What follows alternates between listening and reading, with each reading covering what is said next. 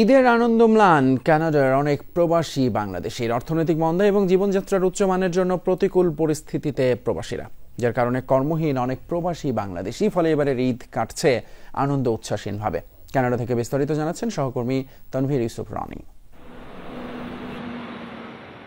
উত্তর আমেরিকার দেশ কানাডায় বর্তমানে বাস লাখেরও বেশি বাংলাদেশির। সফল ও উন্নত জীবনের আশায় গেল 2-3 বছরে দেশটির টরন্টো, মন্ট্রিয়াল, অটোয়া, কালগেরি সহ বিভিন্ন শহরে পাড়ি দেয় বহু বাংলাদেশি।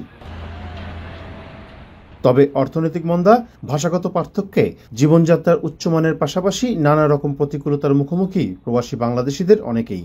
বিশেষ করে গেল কয়েক বছরে যারা কানাডায় এসেছেন তাদের অনেকেই রয়েছেন কর্মহীন অবস্থায়। ফলে ঈদের আনন্দ আর উচ্ছ্বাস নেই এসব প্রবাসী বাংলাদেশিদের মাঝে।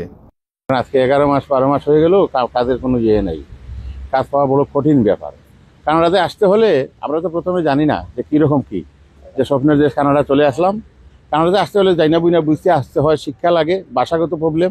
কাম করি মালিকে আমরা টেকা দেয় না, তো ওদের সামনে যদি একটা ঈদ আইতেছে 25 সালে, যে বাড়ি করে যে টেকা দিব বাচ্চা কাচ্চারে ফ্যামিলিরে, দিতাম পারবো কিনা না, আমরা তো দিতাম পারতাম না।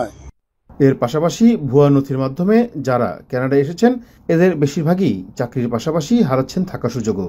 বেশিরভাগ লোকই সরকারি সহযোগিতার উপরে নির্ভরশীল এবং সরকার থেকে যে টাকাটা তারা পায় সেটা দিয়ে তারা নিজেরা কানাডায় ভরণ পোষণ, খরচ ইত্যাদি বহন করার পরে দেশে পাঠানোর মতো আর তাদের হাতে অবশিষ্ট টাকা খুব একটা থাকে না।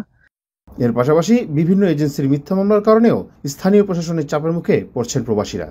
এমনিতেও এখন কানাডায় একটা জব ক্রাইসিস চলছে, আনএমপ্লয়মেন্ট রেট অনেক বেড়ে গেছে। সেই জন্য কিছু সংখ্যক বাংলাদেশি আমরা শুনেছি যে কিছু সংখ্যক বাংলাদেশি হয়তো চাকরি পাচ্ছেন না বা চাকরি হারিয়েছেন। এখন এখানে এই চাকরির বিষয়টা সম্পূর্ণভাবেই প্রাইভেট সেক্টরের হাতে। কাজেই কানাডিয়ান সরকারের কাছেও, নাগরিক না হলে কানাডিয়ান সরকারের কাছেও সেভাবে আবেদন করার বিষয়টা ঠিক এদের সরকারি কার্যক্রমের মধ্যে পড়ে না।